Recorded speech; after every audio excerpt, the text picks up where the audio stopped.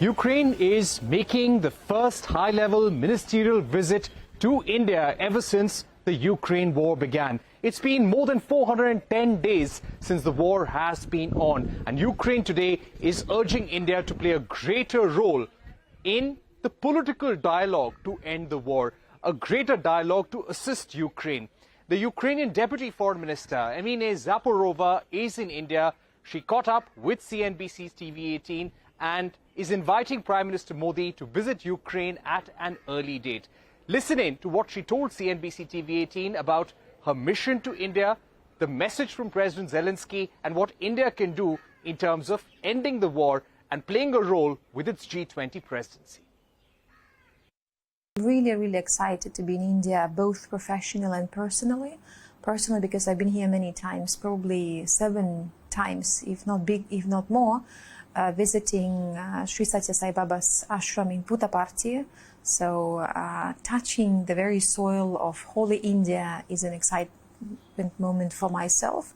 And professionally, I have an important mission on behalf of Ukrainian government, of my ministry and my president, to deliver some messages about our reality, which is, as you said, the most challenging reality in the modern history, because my country is going through a global change, global reconstruction, under the most challenging wartime, because this war is not provoked. And we never wanted to have this war, because in our ancient history that counts 1,500 years, we never attacked any other country.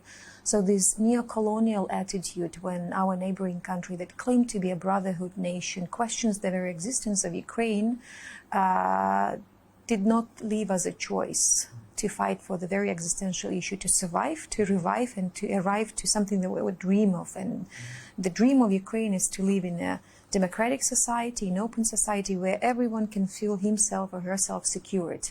This is what we are striving for. Right. What would be your message to the Indian leadership? And what is the message that you're carrying on behalf of President Zelensky? It's very frank. It's very human. I think that India is a great country, not only physically, I mean, in terms of the global role that India is playing and will be playing to a greater extent in the nearest future, because not only economically but politically, every single dimension of Indian life is also getting much more dynamic, and we see this. We see it even in Ukraine. The presidency in G20 is an important and essential role for India. So, of course, we believe that India should be engaged and involved into Ukrainian issue to a greater extent. We are not in the position of instructing India, of course. We do respect the decisions that are taken by India and Prime Minister Narendra Modi with his 3D attitude: diplomacy, dialogue, democracy, with his message that he delivered in Samarkand that there is no era of war, and we do accept it and we do share this message. But we think that India's global role, especially with regards to the presidency in G20, with regards to the influence in the global south and sharing experience for the global south and being a leading country for the Asian, African countries, is important to also not escape discussion about Ukraine, because it might seem regional here, it might seem distant from here, but it's not. Because Ukrainian war revealed all of the flaws and drawbacks of the current architecture of security, which is broken. We are dealing with not an average country, we are dealing with the P5 country that claims to be the second largest army in the world. Instead of protecting and securing the guarantees and giving guarantees of security, we have a troublemaker that attacks the other country just for the reason that we want to live in the future that we want to live. I mean, in India, I think that everyone can sense it. You are now in the position of revealing your own identity. You know, we can see that clearly and feel it. Same is taking place in Ukraine with language, with religion issue, with identity issue, with history, because for decades, first Russian Empire, then Soviet Russia, they have been manipulating and falsifying everything that comes to Ukraine. So this period is important, and we believe, and this message is frank, that India should play a greater role globally, should play a greater role in Ukrainian issue, and we believe that the first step towards it is the intensification of political dialogue on the highest level, and this visit is the first step towards this big goal, and my president is requesting a phone conversation with Prime Minister. We are looking forward to welcome him in Kiev one day. Also, the advisor on the national security, Mr. Doval, His Excellency Doval, is also will be most welcome in Kiev, as well as the Ministry of Foreign Affairs officials, the Deputy Minister, who is expected to pay his visit for the political consultations in Kiev. So during this visit, would you be inviting the Prime Minister in person to come and visit Kiev? Will you be inviting all these leaders to come and visit Ukraine at an early date? Are you requesting for an early visit? We are requesting for a visit. Of course, it's always about reciprocal interest. It's always about time slots that might be discussed. First step is the phone conversation that might take place between our leaders. Second is a visit of National Security Advisor Doval, who is also entrusted by Prime Minister to coordinate the Ukrainian profile, as well as Mr. Yermak, who is the head of the Ukrainian Office of the President, also the contact point for this, let's say, construction, which I believe has a huge potential, untapped potential. And then the MFA interaction, and this visit is the first step, as I said. So let me say, by concluding your question, that the whole spectrum of all possible visits and contacts that would define a greater extent of political dynamic is of need. Right. Is there any discussion about President Zelensky visiting India to meet the Prime Minister? Has there been any kind of invitation from the Indian side? And would President Zelensky like to do that? President Zelensky is a president under war. He is very frank, saying his message that he doesn't have time for being diplomatic. He doesn't have time for hiding something or playing, the games. He's very straight to the point. He's very frank in his speeches, and I think that everyone in the world can see this.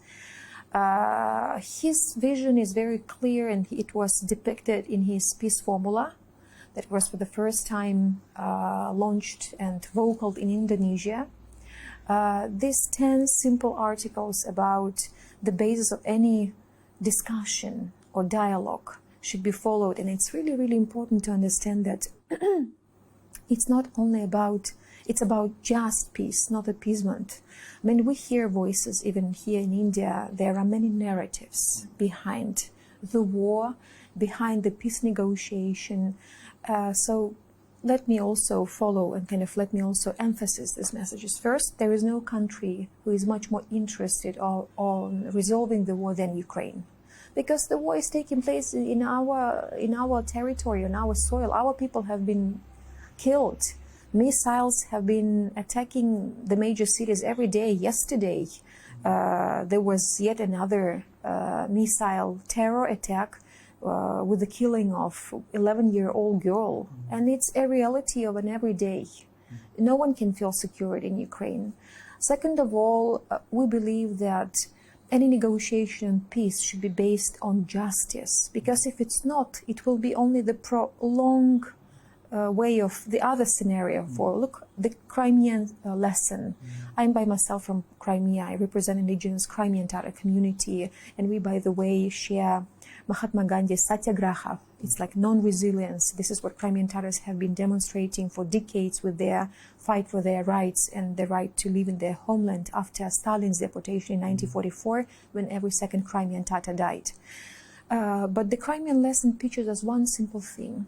If the aggression, if the evil is not stopped, it always becomes bigger. Because remember when in 2014 President Putin invaded Ukraine, when he was asked if this was the Russian army, he refused. He said it was not the Russian army, but at the end of the day we all understood that it was a Russian army. And then for 8 years afterwards, both Ukraine and the international community was not ready to give a proper response. We were not strong enough to give proper response to Russia. International community appeased Putin, was trying to appease Putin, but then look where we all now. We are fighting the biggest war in Europe. So I think that now it's crucial to understand for everyone, as well as to India, that this war should be resolved, and it is of interest of everyone. It's not a regional thing, because the repercussions of the war you can feel even here with the food crisis, with the prices for food, with the prices for energy, and it's also an outcome of this war. So to conclude, I think that the message of the need to be involved in a greater extent into the resolution of the war on fair and just principles is important. And the vision of President Zelensky is clear in his peace formula, and this is what we think India might also consider, analyze, and share. And especially with regards to the events of the G20, we expect that India would be inviting Ukrainian officials to participate in the G20 events, for example, on the parliament level, or on the leaders level, or on the ministers level. I think it's important to invite President Zelensky for the G20 in September. Right. That is an important message, Minister. I would also like to ask you, is there disappointment? Are you disappointed with the stand that India has taken over the last 1 year with regard to the war? Our trade, especially our energy trade with Russia, has significantly gone up on a month-on-month basis ever since the war began. Is there some amount of disappointment? We're also a country which is very closely linked with Russia when it comes to military technology and weapons. Yeah, it's not about disappointment. Look, it's about being pragmatic. My message is that even though we understand that there was a past track record of relationship between India and Soviet Union, which was unique in a way, but let us do not monopolize. When we speak about Soviet Union, there is a heritage of Ukraine in that track record. Second of all, we think that diversification of everything is important, be it energy resources, because or the military supply. It's important because what our war has revealed is that the modern war, the conventional war, is not only the war, and it's not the war of Soviet technology. It's a war of a modern technology, which is West-produced technology. It's the war of drones. It's the war of artillery systems. And I think that it's crucial to follow better technologies, not those Soviet technologies that are destroyed just in one shot by one artillery attack. We've seen what the Soviet tanks have been turned into ashes by drones, by missiles, by artillery in Ukraine. So I think that if we rely on Soviet technology, it will never make any country sufficient in any war that might happen in the future. So diversification is important. Right. About Ukrainian children, we have been reading reports that children are coming back from Russia. What has been the condition of those children, the stories that have come from them?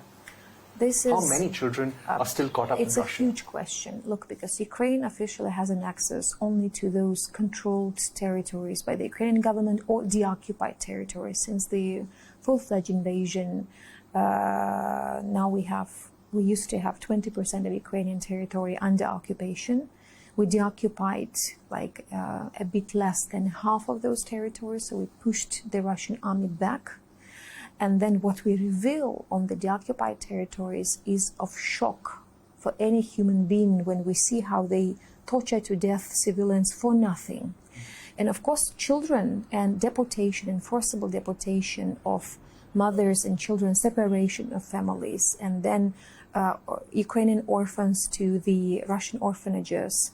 It's a war crime. It's not yet clear what is the exact number. We have approximately like a bit more than 16,000 verified cases, but I think this number is unfortunately much bigger because we don't know what happened actually on the occupied territories. But what we have from Russian officials, when they actually on the national level propagate this, let's say, conversion into the Russian nationality, which is a war crime, by the way, by the international law, is yet another demonstration of their cynical attitude towards Ukraine. Children is the most sacred. We understand that it's also a source for other crimes like organ trafficking or prostitution, and of course for us it's a matter of super great concern, and my president and as well as all Ukrainian leadership has been knocking every possible door to bring our children back, but it's a hard question, it's a difficult question, because international organizations who have a mandate to deal with this issue do not have an access to these filtration camps, as they call it. We don't know what's actually happening with this children. We might only guess. We have some cases, which are awful cases, and we think that the scope of this tragedy is much bigger than we now are able to grasp it. All right, so that was the Ukrainian Deputy Foreign Minister telling CNBC-TV18 that she hopes India will play a greater role, a greater political role with Ukraine in the war, and possibly invite President Zelensky for the G20 Leaders Summit in September as well. On that note, we're taking a short break, but don't go anywhere. We will be joined by Ambassador K.